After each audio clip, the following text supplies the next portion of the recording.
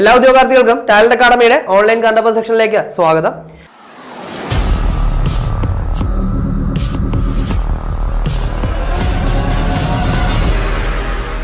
ഇന്ന് നമ്മൾ ചർച്ച ചെയ്യാൻ പോകുന്നത് ഫെബ്രുവരി 9 മുതൽ 12 വരെയുള്ള പ്രധാന ആനുകാലിക വിഷയങ്ങളും അവയുടെ അനുബന്ധങ്ങളുമാണ്. അപ്പോൾ ഈ ക്ലാസ്സുമായി ബന്ധപ്പെട്ട നോട്ടുകൾ ടാലന്റ് അക്കാഡമി ടെലിഗ്രാം ചാനലും അതുപോലെ തന്നെ വാട്സ്ആപ്പ് ഗ്രൂപ്പിൽ ലഭ്യമാണ്. അതുപോലെ ഈ ക്ലാസ്സുമായി ബന്ധപ്പെട്ട എക്സാമുകൾ നിങ്ങൾക്ക് നെയ്യാർ ആപ്പ് വഴി എഴുതി പരിശീലിക്കാവുന്നതാണ്. അപ്പോൾ ഡിസ്ക്രിപ്ഷൻ ബോക്സിലെ ലിങ്ക് വഴി നിങ്ങൾക്ക് ചാനൽ ജോയിൻ ചെയ്യാം. അപ്പോൾ ഇതിന്റെ പ്രധാന ആനുകാലിക വിഷയങ്ങൾ എന്തൊക്കെയാണെന്ന് നമുക്ക് നോക്കാം.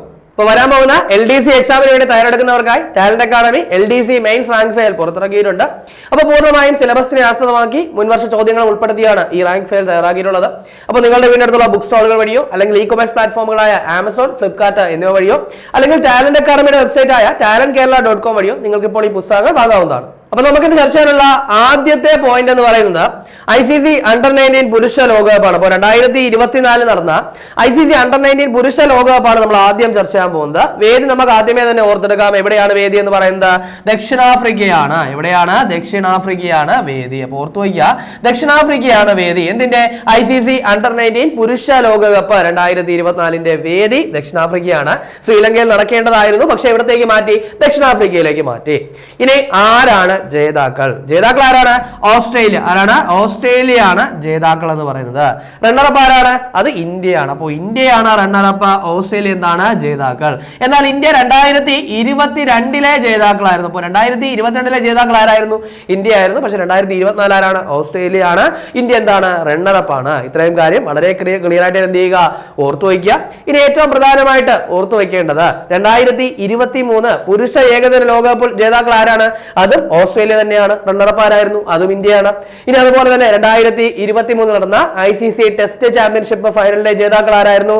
അതും ഓസ്ട്രേലിയ ആണ്. റണ്ണറപ്പ് ആരാണ്? ഇന്ത്യയാണ്. അപ്പോൾ എന്താണ് ഈ 3 ടൂർണമെന്റുകൾ നമുക്ക് വളരെ എളുപ്പം തന്നെ ഓർത്തു വയ്ക്കാനായിട്ട് സാധിക്കും. അപ്പോൾ നമ്മളിപ്പോൾ പറഞ്ഞ എന്താണ്? ICC അണ്ടർ-19 പുരുഷ ലോകകപ്പ് എന്നാണ് 2024 ആണ്. ജേതാക്കൾ ഓസ്ട്രേലിയ, റണ്ണറപ്പ് ആരാണ്? ഇന്ത്യയാണ്. ഇനി ഈ ടൂർണമെന്റിലെ മറ്റു വസ്തുതകളിലേക്ക് വരികയാണ്. അതായത് നമുക്ക് ഫൈനലിലെ താരം നോക്കണം, അതുപോലെ ടൂർണമെന്റിന്റെ താരം നോക്കണം, ഇനി ഏറ്റവും കൂടുതൽ റൺസ്, ഏറ്റവും കൂടുതൽ വിക്കറ്റ്, ഇതൊക്കെ നമുക്ക് എന്ത് ചെയ്യണം? നോട്ട് ചെയ്ത് വെക്കണം. അപ്പൊ നമുക്ക് നോക്കാം ഫൈനലിലെ താരം ആരാണ്. അത് ഓസ്ട്രേലിയൻ താരമായിട്ടുള്ള മഹ്ലി ബിയർഡ്മാൻ. ആരാണ്? മഹ്ലി ബിയർഡ്മാൻ ആണ് എന്തെന്ന് പറയുന്നത് ഫൈനലിലെ താരം. അദ്ദേഹം ഓസ്ട്രേലിയൻ താരമാണ്. ഇനി ടൂർണമെന്റിലെ താരം, പ്ലെയർ ഓഫ് ദി ടൂർണമെന്റ് ആരാണ്? അത് ദക്ഷിണാഫ്രിക്കൻ താരമായിട്ടുള്ള കെന മഫാക്ക. ആരാണ്? ക്വെന മഫാക്കയാണ് എന്തെന്ന് പറയുന്നത് ടൂർണമെന്റിലെ താരം എന്ന് പറയുന്നത്. ഇനി ടൂർണമെന്റിൽ ഏറ്റവും കൂടുതൽ വിക്കറ്റ് നേടിയതും ആര് തന്നെയാണ്? ഈ പറയുന്ന മഫാക്ക തന്നെയാണ്. അങ്ങനെയാണെങ്കിൽ ടൂർണമെന്റിൽ ഏറ്റവും കൂടുതൽ റൺസ് നേടിയത് ആരാണ്? അപ്പോ 2024 നടന്ന ICC അണ്ടർ-19 പുരുഷ ലോകകപ്പിൽ ഏറ്റവും കൂടുതൽ റൺസ് നേടിയത് ആരാണ്? അത് ഉദയ് സഹാറൻ. ആരാണ്? ഉദയ് സഹാറൻ ആണ്. ഓർത്തു വയ്ക്കുക, ഉദയ് സഹാറൻ ആണ്. ഈ പേര് ക്ലിയർ ആയിട്ട് ഓർത്തു വയ്ക്കണം, കാരണം ഇദ്ദേഹം ഇന്ത്യൻ താരമാണ്. അപ്പൊ ഉദയ് സഹാറൻ എന്ന് പറയുന്നത് ഇന്ത്യൻ താരമാണ്. അതുപോലെ തന്നെ ഈ ലോകകപ്പിൽ ഇന്ത്യയെ നയിച്ചതും ആരാണ്? അതും ഉദയ് സഹാറൻ ആണ്. അപ്പോൾ 2024 ഇതാണ് അണ്ടർ-19 പുരുഷ ലോകകപ്പിൽ ഇന്ത്യയെ നയിച്ചത് ആരാണ്? ഉദയ് സഹാറൻ ആണ്. ഇതേ ഉദയ് സഹാറൻ തന്നെയാണ് ഈ ടൂർണമെന്റിൽ ഏറ്റവും കൂടുതൽ റൺസ് നേടിയെന്നുള്ള കാര്യം കൂടി ഓർത്തു വയ്ക്കുക. ഇനി അടുത്ത പോയിന്റ് നമുക്ക് നോക്കാം. ശരിക്കും പറഞ്ഞ ഈ പോയിന്റ് ഒരു അപ്ഡേഷൻ ആണ്. അതായത് അന്താരാഷ്ട്ര T20 ക്രിക്കറ്റിൽ ഏറ്റവും കൂടുതൽ സെഞ്ചുറി നേടിയ താരങ്ങൾ. അപ്പൊ എന്താണ്? അന്താരാഷ്ട്ര T20 ക്രിക്കറ്റിൽ ഏറ്റവും കൂടുതൽ സെഞ്ചുറി നേടിയ താരങ്ങൾ ആരൊക്കെയാണ്? അത് രോഹിത് ശർമ്മ, അതുപോലെ തന്നെ ഗ്ലെൻ മാക്സ്വെൽ. ആരൊക്കെയാണ്? രോഹിത് ശർമ്മ, അതുപോലെ തന്നെ ഗ്ലെൻ മാക്സ്വെൽ. ഓൾറെഡി നമുക്ക് അറിയായിരുന്നു എന്താണ്? രോഹിത് ശർമ്മയ്ക്കാണ് അന്താരാഷ്ട്ര T20 ക്രിക്കറ്റിൽ ഏറ്റവും കൂടുതൽ സെഞ്ചുറികൾ ഉള്ളത്. എത്ര എണ്ണമാണ്? 5 സെഞ്ചുറികളാണ്. ഓർത്തു വയ്ക്കുക, 5 സെഞ്ചുറികളാണ് രോഹിത് ശർമ്മയ്ക്കുള്ളത്. ഇപ്പോ ഗ്ലെൻ മാക്സ്വെൽ എന്ത് ചെയ്തിരിക്കുകയാണ്? ഒരു സെഞ്ചുറി കൂടി നേടിയതിനു ശേഷം ഇപ്പോൾ ഗ്ലെൻ മാക്സ്വെലും ഈ ഒരു റെക്കോർഡിന് ഒപ്പം എത്തിയിരിക്കുകയാണ്. അപ്പൊ അങ്ങനെ നോക്കുമ്പോൾ അന്താരാഷ്ട്ര T20 ക്രിക്കറ്റിൽ ഏറ്റവും കൂടുതൽ സെഞ്ചുറി ഉള്ളത് എത്ര താരങ്ങൾക്കാണ്? 2 താരങ്ങൾക്കാണ്, രോഹിത് ശർമ്മയ്ക്കും ഗ്ലെൻ മാക്സ്വെലിനും.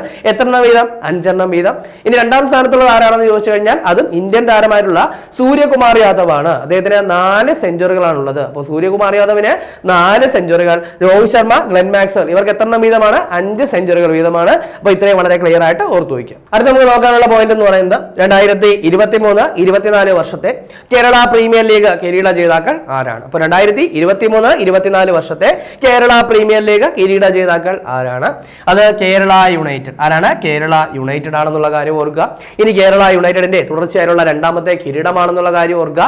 ഇനി ആരെയാണ് പരാജയപ്പെടുത്തിയത് ചോദിച്ചു കഴിഞ്ഞാൽ അത് സാറ്റ് തിരൂർ. ആരെയാണ്? സാറ്റ് തിരൂരിനെയാണ് എന്ത് ചെയ്തത്? അവര് ഫൈനലിൽ പരാജയപ്പെടുത്തിയത്. അപ്പോൾ റണ്ണറപ്പ് ആരാണ്? സാറ്റ് തിരൂർ ആണ്. ജേതാക്കൾ ആരാണ്? കേരള യുണൈറ്റഡ് ആണ്. ഈ ഒരു കാര്യം കൂടി ഓർക്കുക. ഇനി അടുത്തത് മറ്റൊരു പ്രധാനപ്പെട്ട ടൂർണമെന്റ് ആണ്, അതായത് AFC ഏഷ്യൻ കപ്പ് 2023. അപ്പോൾ 2023 ടൂർണമെന്റ് ആണ്. പക്ഷെ 2023 എന്താണ് നടന്നത്? 2024 അപ്പോൾ AFC ഏഷ്യൻ കപ്പ് 2023 നടന്നത് 2024. എവിടെ വെച്ചാണ് നടന്നത്? ഖത്തറിൽ വെച്ച്. എവിടെ വെച്ചാണ്? ഖത്തറിൽ വെച്ചാണ് നടന്നത്. അപ്പോൾ എന്താണ് കാര്യമായിട്ട് ഓർക്കുക? ഖത്തറിൽ വെച്ചാണ് നടന്നത്. അതായത് 2022 ഫിഫ ലോകകപ്പിന്റെ വേദിയും എവിടെയായിരുന്നു? ഖത്തർ ആയിരുന്നു. അതേ ഖത്തറിൽ വെച്ചാണ് AFC ഏഷ്യൻ കപ്പ് 2023 എന്ത് ചെയ്തത്? നടന്നത്. ഇനി ആരാണ് ജേതാക്കൾ? അത് ഖത്തറാണ്. ജേതാക്കൾ ആരാണ്? ജേതാക്കളും ഖത്തർ തന്നെയാണ്. ഇനി ഖത്തറിന്റെ തുടർച്ചയായിട്ടുള്ള രണ്ടാമത്തെ കിരീടമാണ്. അപ്പോൾ ഖത്തറിന്റെ തുടർച്ചയായിട്ടുള്ള രണ്ടാമത്തെ കിരീടമാണ്. ഇനി ഈ വർഷം ഫൈനൽ അവർ ആരെയാണ് പരാജയപ്പെടുത്തിയത്? അത് ജോർദാൻ. ആരെയാണ്? ജോർദാനെയാണ് പരാജയപ്പെടുത്തിയത് എന്നുള്ള കാര്യം കൂടി എന്ത് ചെയ്യുക? ഓർത്തു വയ്ക്കുക. അപ്പോൾ ജോർദാനെയാണ് പരാജയപ്പെടുത്തിയത്. അപ്പോൾ സെക്കൻഡ് ആരാണ്? ജോർദാനാണ്. ജേതാക്കൾ ആരാണ്? ഖത്തറാണ്. ഇനി ഇതിനൊപ്പം ഓർത്ത് വെക്കേണ്ട ഒരു പേര് കൂടിയുണ്ട്, അതായത് അക്രം അഫീഫ്. എന്താണ്? അക്രം അഫീഫ്. ഈ ഒരു പേര് കൂടി ഒന്ന് ഓർത്ത് വയ്ക്കുക. അതായത് ഇദ്ദേഹവുമായിട്ട് ബന്ധപ്പെട്ട രണ്ട് കാര്യങ്ങളാണ് നമുക്ക് ചർച്ച ചെയ്യാനുള്ളത്. ഒന്നെന്ന് പറയുന്നത് ഈ പറയുന്ന AFC ഏഷ്യൻ കപ്പ് 2023 ഏറ്റവും കൂടുതൽ ഗോളുകൾ നേടിയത് ആരാണ്? ഈ പറയുന്ന അക്രം അഫീഫ് ആണ്. അപ്പൊ അക്രം അഫീഫ് ആണ് ഏറ്റവും കൂടുതൽ ഗോളുകൾ നേടിയത് ഈ ഒരു ടൂർണമെന്റിൽ. ഇനി അതുപോലെ തന്നെ AFC ഏഷ്യൻ കപ്പ് ഫൈനലിൽ ഹാട്രിക് നേടുന്ന ആദ്യ താരം കൂടിയാണ് ആരെന്ന് പറയുന്നത്? അക്രം അഫീഫ്. അപ്പൊ എന്താണ്? AFC ഏഷ്യൻ കപ്പിന്റെ ഫൈനലിൽ ഹാട്രിക് നേടുന്ന ആദ്യ താരമാണ് ആരെന്ന് പറയുന്നത്? അക്രം അഫീഫ് എന്ന് പറയുന്നത്. അതുപോലെ തന്നെ ഈ ടൂർണമെന്റിൽ ഏറ്റവും കൂടുതൽ ഗോളുകൾ നേടിയതും ആര് തന്നെയാണ്? അക്രം അഫീഫ് തന്നെയാണ്. അദ്ദേഹം ഖത്തറിന്റെ താരമാണ്. അതുകൂടി എന്ത് ചെയ്യുക? ഒന്ന് ഓർത്തു വയ്ക്കുക. ഇനി അടുത്ത് നമുക്ക് നോക്കാനുള്ളത് വളരെ പ്രധാനപ്പെട്ട ഒരു പോയിന്റ് ആണ്, അതായത് അന്താരാഷ്ട്ര ഏകദിന ക്രിക്കറ്റിൽ ഡബിൾ സെഞ്ചുറി നേടിയ ആദ്യ ശ്രീലങ്കൻ താരം. അപ്പൊ എന്താണ്? അന്താരാഷ്ട്ര ഏകദിന ക്രിക്കറ്റിൽ ഡബിൾ സെഞ്ചുറി നേടിയ ആദ്യ ശ്രീലങ്കൻ താരം ആരെന്നാണ്? അത് പാത്തും നിസംഗ. ആരാണ്? പാത്തും നിസംഗയാണ് ഈ ഒരു നേട്ടം സ്വന്തമാക്കിയ ആദ്യ ശ്രീലങ്കൻ താരം എന്ന് പറയുന്നത്. അപ്പൊ അങ്ങനെ നോക്കുകയാണെങ്കിൽ അന്താരാഷ്ട്ര ഏകദിന ക്രിക്കറ്റിൽ ഇതുവരെ എത്ര പുരുഷ താരങ്ങൾ, അതായത് പാത്തും നിസംഗയെയും കൂട്ടി എത്ര താരങ്ങൾ ഇതുവരെ ഡബിൾ സെഞ്ചുറി നേടിയിട്ടുണ്ട് എന്ന് ചോദിച്ചു കഴിഞ്ഞാൽ 10 പുരുഷ താരങ്ങളാണ്. എത്രയാണ്? 10 പുരുഷ താരങ്ങളാണ്. അപ്പൊ അത് ആരൊക്കെയാണെന്ന് അറിഞ്ഞു വെച്ചിരിക്കണം. അതിൽ തന്നെ ഇന്ത്യക്കാർ എത്ര പേരുണ്ട്? ഇന്ത്യയിൽ നിന്ന് ആരൊക്കെയാണ് ഇതുവരെ ഡബിൾ സെഞ്ചുറി നേടിയിട്ടുള്ളത്? അതായത് ആദ്യമായിട്ട് ഏകദിന ക്രിക്കറ്റിൽ എന്താണ് ഡബിൾ സെഞ്ചുറി നേടിയ പുരുഷ താരം എന്ന് പറയുന്നത് സച്ചിൻ ടെണ്ടുൽക്കർ ആണ്. ആരാണ്? സച്ചിൻ ടെണ്ടുൽക്കർ ആണ്. ഇനി അതിന് പുറമെ തന്നെ ഇന്ത്യയിൽ നിന്ന് വീരേന്ദർ സേവാഗ്, അതുപോലെ തന്നെ രോഹിത് ശർമ്മ, ഇനി അതുപോലെ തന്നെ ഇഷാൻ കിഷൻ, അതുപോലെ ശുഭ്മാൻ ഗിൽ, ഇവർ ഇത്രയും പേര് എന്ത് ചെയ്തിട്ടുണ്ട്? ഇന്ത്യക്കാരുള്ള ഡബിൾ സെഞ്ചുറി നേടിയവരാണ്. അപ്പൊ ഇത്രയും കാര്യം ഓർത്തു വയ്ക്കുക. അതിൽ നിന്ന് ഏറ്റവും കൂടുതൽ ഡബിൾ സെഞ്ചുറി നേടിയ താരം ആരാണ്? അത് രോഹിത് ശർമ്മയാണ്. ഏകദിനത്തിൽ ഏറ്റവും വേഗതയേറെ ഡബിൾ സെഞ്ചുറി നേടിയത് ആരാണ്? അത് ഇഷാൻ കിഷൻ ആണ്. അപ്പൊ ഇത്രയും കാര്യം ഓർത്തു വയ്ക്കുക. ഇനി ഇന്ത്യക്കാരല്ലാതെ ഡബിൾ സെഞ്ചുറി നേടിയ പുരുഷ താരങ്ങളെ നമുക്ക് ഓർത്തെടുക്കാം. ആരൊക്കെയാണ്? ഒന്നെന്ന് പറയുന്നത് മാർട്ടിൻ ഗപ്റ്റിലാണ്. ആരാണ്? മാർട്ടിൻ ഗപ്റ്റിലാണ്. നമുക്കറിയാം അദ്ദേഹം എന്താണ്? ന്യൂസിലൻഡ് താരമാണ്. ഇനി അതുപോലെ തന്നെ ക്രിസ് ഗെയിൽ. ആരാണ്? Chris Gayle. ക്രിസ് ഗെയിൽ എന്ന് പറയുന്നത് എന്താണ്? വെസ്റ്റ് ഇൻഡീസ് താരമാണ്. ഇനി അതുപോലെ തന്നെ എന്താണ്? ഫഖർ സമാൻ. ആരാണ്? ഫഖർ സമാൻ. ഫഖർ സമാൻ എന്ന് പറയുന്നത് പാകിസ്ഥാൻ താരമാണ്. ഇനി മറ്റു രണ്ടുപേരെ നമുക്കറിയാം, ഈ അടുത്തിടയ്ക്ക് നമ്മൾ ചർച്ച ചെയ്തതാണ്. ഒന്നെന്ന് പറയുന്നത് മാക്സ്വെൽ ആണ്. ആരാണ്? ഗ്ലെൻ മാക്സ്വെൽ ആണ്. ഓർത്തു വയ്ക്കുക, മാക്സ്വെൽ ഡബിൾ സെഞ്ചുറി നേടിയിട്ടുണ്ട്. ഇനി അതുപോലെ എന്താണ്? ഇപ്പോ പറഞ്ഞ പേര് ആരാണ്? പാത്തും നിസംഗ. അപ്പൊ ഇത്രയും പേര് പറയുന്നത് എന്താണ്? പുരുഷ താരങ്ങളാണ്. അതായത് ഏകദിന ക്രിക്കറ്റിൽ ഡബിൾ സെഞ്ചുറി നേടിയ പുരുഷ താരങ്ങളെയാണ് നമ്മളിപ്പോ പറഞ്ഞത്. അപ്പൊ അങ്ങനെയാണെങ്കിൽ എന്ത് ചെയ്തിട്ടുണ്ട്? വനിതാ താരങ്ങളും എന്ത് ചെയ്തിട്ടുണ്ട്? ഏകദിന ക്രിക്കറ്റിൽ ഡബിൾ സെഞ്ചുറി നേടിയിട്ടുണ്ട്. അപ്പോൾ 2 പേരാണ് ഇതിന് എന്താണ് ഇപ്പോ ഡബിൾ സെഞ്ചുറി നേടിയിട്ടുള്ളത്. ഒന്നെന്ന് പറയുന്നത് ബെലിൻഡ ക്ലാർക്ക്. ആരാണ്? Belinda Clark. ഈ പേര് വളരെ കാര്യമായിട്ട് തന്നെ ഓർക്കണം. അതായത് അന്താരാഷ്ട്ര ഏകദിന ക്രിക്കറ്റിൽ ഡബിൾ സെഞ്ചുറി നേടിയ ആദ്യ താരമാണ് ആരെന്ന് പറയുന്നത്? Belinda clerk. ഓസ്ട്രേലിയൻ താരമാണ്. സച്ചിൻ ടെണ്ടുൽക്കർ എന്ന് പറയുന്നത് അന്താരാഷ്ട്ര ഏകദിന ക്രിക്കറ്റിൽ ഡബിൾ സെഞ്ചുറി നേടിയ ആദ്യ പുരുഷ താരമാണ്. പക്ഷേ ഡബിൾ സെഞ്ചുറി നേടിയ ആദ്യ താരം ആരാണ്? ബെലിൻഡ ക്ലർക്കാണ്, ഓസ്ട്രേലിയൻ താരമാണ്. ഇനി ബെലിൻഡ ക്ലർക്കിനെ കൂടാതെ തന്നെ എന്താണ് ന്യൂസിലൻഡ് താരമായുള്ള അമേലിയ ഖേറും എന്ത് ചെയ്തിട്ടുണ്ട്, അന്താരാഷ്ട്ര ഏകദിനത്തിൽ ഡബിൾ സെഞ്ചുറി നേടിയിട്ടുണ്ട്. അപ്പൊ അവരെ രണ്ടുപേരെ കൂടി ചേർക്കുമ്പോൾ 12 പേരാണ്. ഇനി പുരുഷ താരങ്ങൾ എത്രയാണെന്ന് ചോദിച്ചു കഴിഞ്ഞാൽ 10 പേരാണ്. അടുത്ത നമുക്ക് നോക്കാനുള്ളത് ഭാരതരത്നയാണ്. അതായത് 2024 ഇതുവരെ എന്താണ് 5 പേർക്ക് ഭാരതരത്ന ലഭിച്ചു. അതിൽ 2 പേരുടെ പേരുകൾ നമ്മൾ എന്ത് ചെയ്തു, ഓൾറെഡി ചർച്ച ചെയ്തിട്ടുണ്ടായിരുന്നു. അപ്പൊ ഇനി മറ്റു 3 പേരെ കൂടി നമുക്ക് എന്ത് ചെയ്യാം, ചർച്ച ചെയ്യാം. അതിന് മുമ്പ് നമ്മൾ ചർച്ച ചെയ്ത എന്താണ് ആ 2 പേരെ നമുക്ക് ഓർത്തെടുക്കുക. ഒന്നെന്ന് പറയുന്നത് ആരാണ്, കർപ്പൂരി ഠാക്കൂർ ആണ്. ആരാണ്, കർപ്പൂരി ഠാക്കൂർ ആണ്, മുൻ ബീഹാർ മുഖ്യമന്ത്രി. നമ്മൾ ചർച്ച ചെയ്ത് കഴിഞ്ഞതാണ്. ഇനി അതുപോലെ തന്നെ LK അദ്വാനി, അത് നമ്മൾ ചർച്ച ചെയ്ത് കഴിഞ്ഞതാണ്. അപ്പൊ ഈ 2 പേർക്കും ഓൾറെഡി തന്നെ എന്ത് ചെയ്തിട്ടുണ്ടായിരുന്നു, പ്രഖ്യാപിച്ചിട്ടുണ്ടായിരുന്നു. ഇപ്പൊ അവരെ കൂടാതെ 3 പേർക്ക് കൂടി എന്ത് ചെയ്തു, 2024 ഭാരതരത്ന പ്രഖ്യാപിച്ചു. അപ്പൊ അവരെ നമുക്ക് എന്ത് ചെയ്യാമോ എന്ന് ഓർത്തെടുക്കാം. അതിൽ ആദ്യത്തേത് MS സ്വാമിനാഥൻ. എന്താണ്, MS സ്വാമിനാഥൻ. അപ്പൊ ഈ ഒരു പേര് പറയുന്നതിന് മുൻപായിട്ട് തന്നെ ഈ അടുത്തിടയ്ക്ക് യൂണിവേഴ്സിറ്റി LGSന്റെ മെയിൻസ് പരീക്ഷയിൽ MS സ്വാമിനാഥനുമായി ബന്ധപ്പെട്ട ഒരു ചോദ്യം ഉണ്ടായിരുന്നു. അതായത് MS സ്വാമിനാഥൻ അന്തരിച്ചത് എന്നാണ് 2023 സെപ്റ്റംബർ 28 എന്നാണ്. 2023 സെപ്റ്റംബർ 28 ആരന്തരിച്ചത്, MS സ്വാമിനാഥൻ അന്തരിച്ചത്. അതായത് PSC പരീക്ഷയ്ക്ക് കറണ്ട് അഫയേഴ്സ് എത്രത്തോളം ഡീപ്പായിട്ട് പഠിക്കണം എന്നതിന് ഒരു ഉദാഹരണമായിരുന്നു ആ ചോദ്യം. അപ്പൊ അതുകൊണ്ട് തന്നെ വളരെ ഡീപ്പായിട്ട് തന്നെ കറണ്ട് അഫയേഴ്സ് പഠിക്കുക. അപ്പൊ MS സ്വാമിനാഥൻ അന്തരിച്ചതെന്നാണ് 2023 സെപ്റ്റംബർ 28. അപ്പൊ അദ്ദേഹത്തിനടുത്തുള്ള മരണാനന്തര എന്താണ് ബഹുമതിയായിട്ടാണ് അദ്ദേഹത്തിന് ഭാരതരത്ന ലഭിച്ചതെന്നുള്ള കാര്യം ഓർക്കുക. ഇനി MS സ്വാമിനാഥൻ അദ്ദേഹം എന്താണ്, ഹരിത വിപ്ലവത്തിന്റെ പിതാവാണ്. നമുക്കറിയാം അല്ലെ, ഹരിത വിപ്ലവത്തിന്റെ പിതാവാണ് MS സ്വാമിനാഥൻ. ഇനി അതുപോലെ തന്നെ മക്സസെ പുരസ്കാരം ലഭിച്ചിട്ടുണ്ട്. ഏത് വർഷമാണ്, 1971 എന്നാണ്. 1971 അദ്ദേഹത്തിന് മക്സസെ പുരസ്കാരം ലഭിച്ചു. ഇനി അതുപോലെ തന്നെ അദ്ദേഹത്തിന് വേൾഡ് ഫുഡ് പ്രൈസ് ലഭിച്ചു. അതായത് ഈ പുരസ്കാരം ലഭിക്കുന്ന ആദ്യ വ്യക്തി. അപ്പൊ തന്നെ വേൾഡ് ഫുഡ് പ്രൈസ് ലഭിച്ചു. വർഷം ഏതാ, 1987. അപ്പൊ എന്താണ്, വേൾഡ് ഫുഡ് പ്രൈസ് ലഭിച്ച ആദ്യ വ്യക്തിയാണ് MS സ്വാമിനാഥൻ. ഇനി അതുപോലെ തന്നെ അദ്ദേഹത്തിന് പത്മവിഭൂഷൺ ലഭിച്ചു. ഏതാ വർഷം, 1989. 1989 MS സ്വാമിനാഥൻ എന്ത് ലഭിച്ചു, പത്മവിഭൂഷൺ ലഭിച്ചു. അപ്പൊ ഇത്രയും കാര്യങ്ങൾ പ്രധാനമായിട്ടും എന്ത് ചെയ്യുക, MS സ്വാമിനാഥനുമായിട്ട് ബന്ധപ്പെട്ട് ഓർത്തു വയ്ക്കുക. ഇനി അടുത്ത വ്യക്തിയിലേക്ക് വരാം. അടുത്ത വ്യക്തി ചരൺ സിംഗ് ആണ്. ആരാണ്, ചരൺ സിംഗ് ആണ്. ചരൺ സിംഗ് എന്ന് പറയുന്നത് നമുക്കറിയാം അല്ലെ, മുൻ ഇന്ത്യൻ പ്രധാനമന്ത്രിയാണ്. ആരെന്ന് പറയുന്നത്, ചരൺ സിംഗ്. ചരൺ സിംഗ് എന്ന് പറയുന്ന പേര് കേൾക്കുമ്പോൾ നമുക്ക് ആദ്യം ഓർമ്മ വരുന്നത് ഒരു ദിനാചരണമാണ്. അതായത് ദേശീയ കർഷക ദിനം എന്നാണ്, ഡിസംബർ 23 എന്നാണ്. ഡിസംബർ 23 അതായത് ഇതാണ് ചരൺ സിംഗിന്റെ ജന്മദിനമാണ് ദേശീയ കർഷക ദിനമായിട്ട് ആചരിക്കുന്നത്. അത് ആദ്യമേ തന്നെ ഓർത്തു വയ്ക്കുക. ഇനി ഇദ്ദേഹം പ്രധാനമന്ത്രിയായിരുന്നു, അതുപോലെ തന്നെ ഉത്തർപ്രദേശിന്റെ മുൻ മുഖ്യമന്ത്രിയായിരുന്നു. ഇനി അതുകൂടാതെ പാർലമെന്റിനെ അഭിമുഖീകരിക്കാത്ത ഏക പ്രധാനമന്ത്രിയും ആരാണ്, അതും ചരൺ സിംഗ് ആണ്. അപ്പോൾ പാർലമെന്റിനെ അഭിമുഖീകരിക്കാത്ത ഏക പ്രധാനമന്ത്രി ആരാണ്, ചരൺ സിംഗ് ആണ്. ഇനി അതുപോലെ തന്നെ ഏറ്റവും കുറച്ചു കാലം അധികാരത്തിലിരുന്ന പ്രധാനമന്ത്രിയും ആരാണ്, അതും ചരൺ സിംഗ് ആണ്. ഇനി ഇദ്ദേഹത്തിന്റെ അന്ത്യവിശ്രമ സ്ഥലം അറിയപ്പെടുന്ന പേരെന്താണ്, അത് കിസാൻ ഘട്ട്. എന്താണ്, കിസാൻ ഘട്ട്. അപ്പോൾ ഓർക്കുക, കിസാൻ ഘട്ട് എന്ന് പറയുന്നത് ചരൺ സിംഗിന്റെ എന്താണ് അന്ത്യവിശ്രമ സ്ഥലവുമാണ്. ആ ഒരു പേര് കൂടി ഓർക്കുക. ഇനി അടുത്തത് PV നരസിംഹറാവു ആണ്. PV നരസിംഹറാവു എന്ന് പറയുന്നത് മുൻ ഇന്ത്യൻ പ്രധാനമന്ത്രിയാണ്. അദ്ദേഹം എന്ന് പറയുന്നത് ദക്ഷിണേന്ത്യയിൽ നിന്നുള്ള ആദ്യത്തെ ഇന്ത്യൻ പ്രധാനമന്ത്രി. അപ്പോൾ ദക്ഷിണേന്ത്യയിൽ നിന്നുള്ള ആദ്യ ഇന്ത്യൻ പ്രധാനമന്ത്രിയാണ് PV നരസിംഹറാവു എന്ന് പറയുന്നത്. അതുപോലെ തന്നെ പഞ്ചായത്തി രാജ് നിയമം പാസാക്കിയ പ്രധാനമന്ത്രിയും ആരാണ്, അതും നരസിംഹറാവു ആണ്. വർഷം ഏതാണ്, 1992. അപ്പോൾ 1992 പഞ്ചായത്തി രാജ് നിയമം പാസ്സാകുമ്പോൾ എന്താണ് പ്രധാനമന്ത്രി ആരാണ്, നരസിംഹറാവു ആണ്. ഇനി അതുപോലെ തന്നെ പുത്തൻ സാമ്പത്തിക പരിഷ്കാരങ്ങൾക്ക് തുടക്കം കുറിച്ച പ്രധാനമന്ത്രിയും ആര് തന്നെയാണ്, അതും നരസിംഹറാവു തന്നെയാണ്.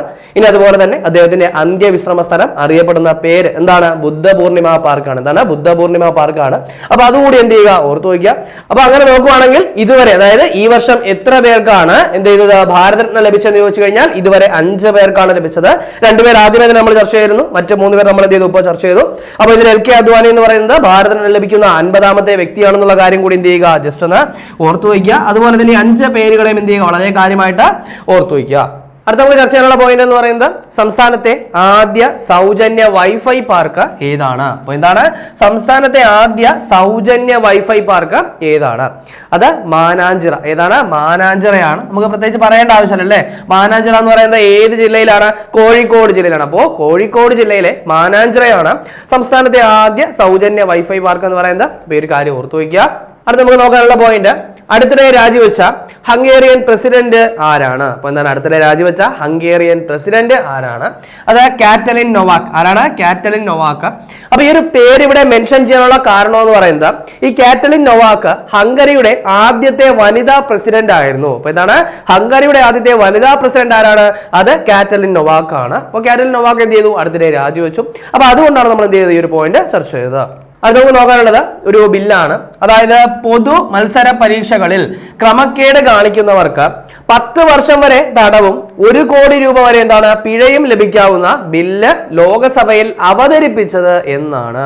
അപ്പൊ എന്താണ് പൊതുമത്സര പരീക്ഷകളിൽ എന്ത് ചെയ്യുന്നത്? ക്രമക്കേട് കാണിക്കുന്നവർക്ക് എത്ര വർഷം വരെ? 10 വർഷം വരെ തടവും അതുപോലെ തന്നെ എത്ര രൂപ വരെ? 1 കോടി രൂപ വരെ എന്താണ് പിഴയും ലഭിക്കാവുന്ന ബില്ല് ലോകസഭയിൽ അവതരിപ്പിച്ചത് എന്നാണ്.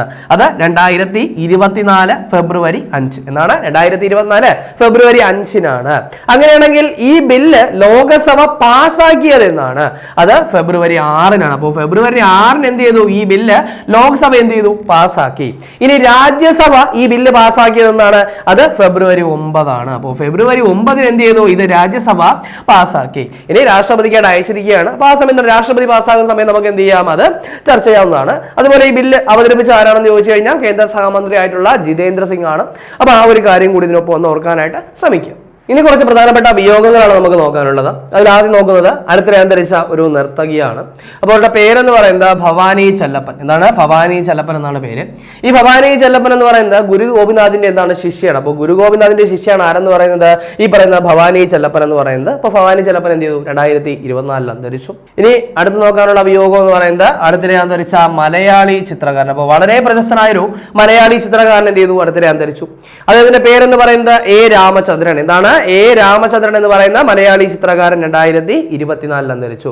ഇദ്ദേഹം എന്ന് പറയുന്നത് 2005 ഇദ്ദേഹത്തിന് പത്മഭൂഷൺ ബഹുമതി ലഭിച്ചിട്ടുണ്ട്. അപ്പോൾ 2005 എന്ത് ബഹുമതിയാണ്? പത്മഭൂഷൺ. അപ്പോൾ പത്മഭൂഷൺ ലഭിച്ചിട്ടുണ്ട്. അതുപോലെ തന്നെ 2003 ഇദ്ദേഹത്തിന് എന്ത് ബഹുമതി ലഭിച്ചിട്ടുണ്ട്? രാജാ രവിവർമ്മ പുരസ്കാരം. എന്നാണ് രാജാ രവിവർമ്മ പുരസ്കാരം 2003 ലഭിച്ചിട്ടുണ്ട്. അപ്പൊ ഈ 2 പുരസ്കാരങ്ങൾ ഓർക്കുക. ഇതിന്റെ പേര് എ രാമചന്ദ്രനാണെന്ന് ഓർക്കുക. ഇദ്ദേഹം ഒരു ചിത്രകാരനാണെന്ന് കൂടി ഓർത്തു വയ്ക്കുക. ഇനി അടുത്ത് നോക്കാനുള്ളത് മറ്റൊരു പ്രധാനപ്പെട്ട വിയോഗമാണ്. അതായത് അടുത്തിടെ ദയാവധത്തിന് വിധേയനായ മുൻ നെതർലൻഡ് പ്രധാനമന്ത്രി. ഇപ്പോൾ അടുത്തിടെ ദയാവധത്തിന് വിധേയമായ മുൻ നെതർലൻഡ് പ്രധാനമന്ത്രി ആരെന്നാണ്?